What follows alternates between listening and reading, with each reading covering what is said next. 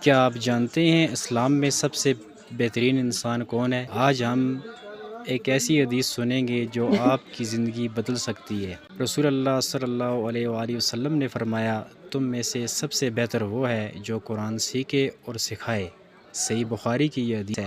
اس حدیث میں محمد صلی اللہ علیہ وآلہ وسلم ہمیں ایک بہت بڑی حقیقت بتا رہے ہیں۔ آج ہم دنیا میں کامیابی کو پیسہ، نوکری یا شہرت سے جوڑتے ہیں، لیکن اسلام ہمیں بتاتا ہے کہ اصل کامیابی قرآن کے ساتھ جڑنے میں ہے۔ جو شخص قرآن سیکھتا ہے، اس کو سمجھتا ہے اور اپنی زندگی میں اس پر عمل کرتا ہے، وہ اللہ کے نزدیک بہت محبوب ہوتا ہے۔